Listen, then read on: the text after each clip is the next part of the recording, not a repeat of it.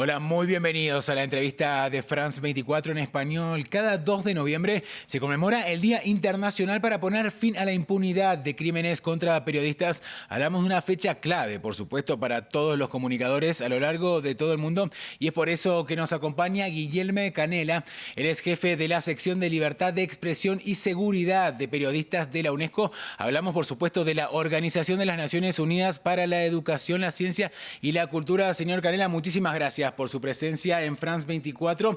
Quisiera preguntarle, en primer lugar, ¿cuál es hoy en día el estado de situación en términos de crímenes contra periodistas? Por un lado, preguntarle si maneja cifras, y también en términos de regiones, ¿qué países son los más afectados?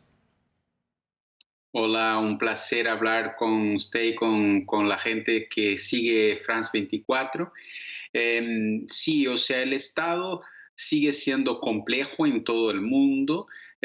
Justamente por la fecha del 2 de noviembre estamos divulgando nuevas cifras que hacen parte del informe que se publica cada 2 años por la directora general de la UNESCO sobre el tema de los asesinatos de periodistas y la cuestión de la impunidad. Por estas cifras, América Latina en este bienio 2018-2019, que son los datos que estamos publicando por la conmemoración del 2 de noviembre, es la región más violenta contra periodistas. Y desafortunadamente el otro problema, que es el problema de la impunidad, sigue estando muy alto.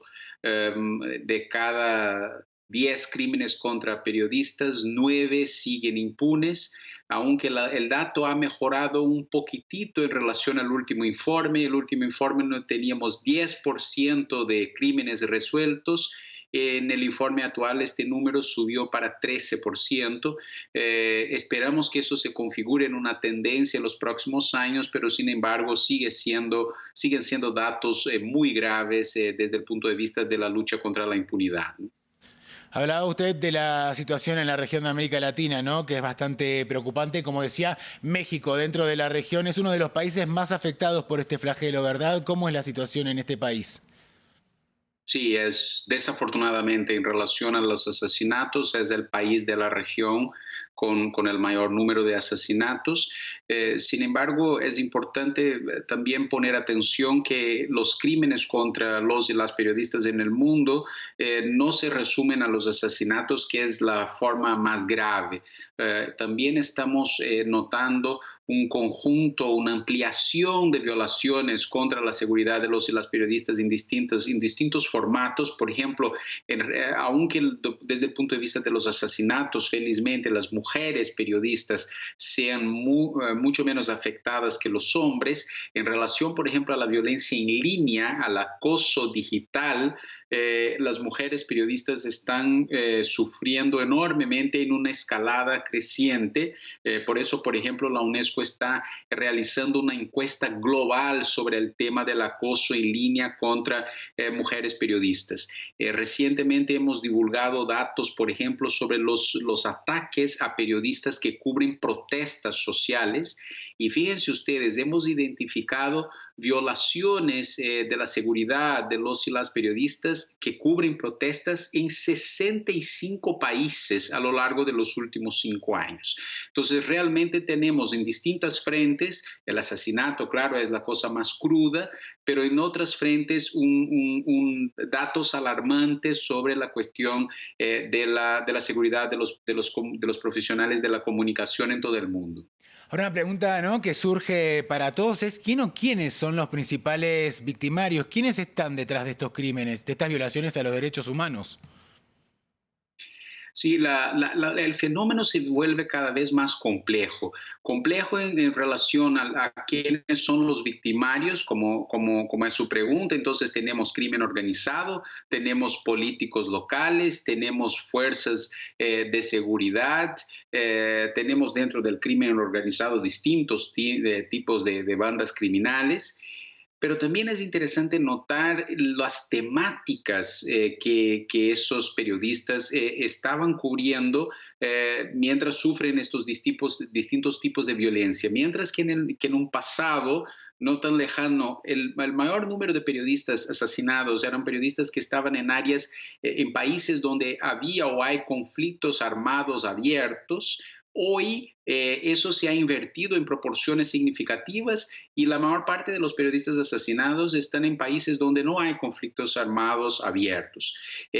Y los temas que están cubriendo, aunque la gente a veces piensa que los periodistas están cubriendo guerras y etcétera, lo que en parte es verdad, o grandes casos de corrupción, que también es verdad, pero no, encontramos periodistas cubriendo violaciones de derechos humanos, cubriendo crímenes medioambientales, cubriendo criminalidad organizada en general.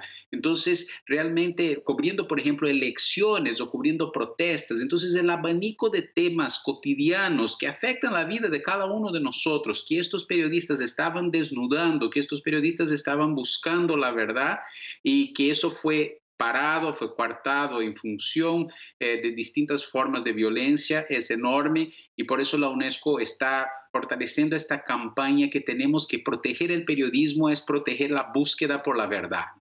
Ahora, pongamos toda esta tarea periodística, ¿no? En este contexto tan particular que estamos viviendo en este año 2020, por supuesto vinculado a la pandemia de coronavirus COVID-19. Desde UNESCO hablan de una desinfodemia generada por la pandemia, ¿no? Y por las noticias falsas, perdón. Cuéntenos qué es esta desinfodemia y por qué la UNESCO la considera también como otra pandemia. Sí, el fenómeno ya venía en un creciendo desde los últimos años, afectando procesos electorales, el fenómeno de la desinformación. Sin embargo, con la pandemia del COVID-19, hemos detectado un crecimiento absurdo de la cantidad y de los formatos de desinformación en relación al caso específico de la pandemia, pero también sobre otras situaciones, ¿no?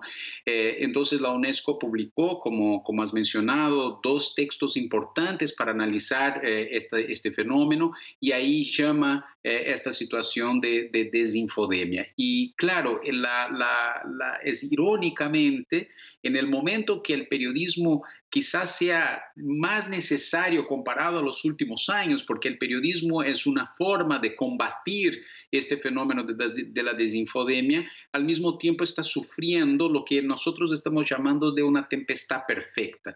No solo la cuestión de la violencia física, psicológica, online, como apenas estábamos hablando, pero también están sufriendo problemas laborales graves, o sea, el número de despidos de periodistas ha aumentado en todo el mundo, un problema serio de viabilidad económica de los medios periodísticos que afecta esta situación y un problema regulatorio, porque muchas de estas leyes de emergencia que fueron aprobadas supuestamente para resolver temas relacionados a pandemia han disminuido la libertad de expresión y el acceso a la información pública sin las justificativas que son aceptadas por los estándares internacionales de derechos humanos, ¿no? Entonces, tenemos una ola de desinformación y al mismo tiempo tenemos un periodismo que sería fundamental para combatir esta ola, que es fundamental para combatir esta ola de desinformación, pero enfrentando una tempestad perfecta de problemas relacionados a la propia existencia y el ejercicio del periodismo. Le propongo hablar ahora de la libertad de expresión, un tema sobre el cual se ha vuelto a abrir nuevamente el debate, ¿no? Por estos días, recientemente resurgió muchísimo y muy fuerte en la agenda mundial a raíz de los ataques terroristas en país, con un docente que fue decapitado por haber mostrado una caricatura del profeta Mahoma a sus alumnos. Esto tuvo muchísimas repercusiones a nivel internacional, geopolítico. Le quisiera preguntar a usted, señor Guillermo, ¿tiene límites la libertad de expresión? Sí, o sea, la libertad de expresión es una construcción muy interesante, apasionante para aquellos que se profundizan en eso, que tiene por lo menos más de 2000 años de estudio sobre lo que significa, ¿no? Este derecho tan humano de comunicarnos. La versión más reciente de todo de este largo recorrido es la Declaración Universal de los Derechos Humanos en su artículo 19 y en los textos que reglamentan este derecho, que es conocido como el Pacto Internacional de Derechos Civiles y Políticos. Este pacto fue ratificado por casi todos los países. En sus artículos 19 y 20 establece cuáles serían las limitaciones a la libertad de expresión. Por ejemplo, la más concreta de ellas es el llamado discurso del odio que lleva a una violencia concreta. Ahora, las Cortes internacionales han establecido lo que se llama de un test de 3 partes para tomar la decisión si un determinado discurso debe ser restringido o no. Y este test tiene que analizar la legalidad, o sea, si lo que estás proponiendo está aprobado en una ley democrática, la legitimidad, pero también la proporcionalidad de esta medida.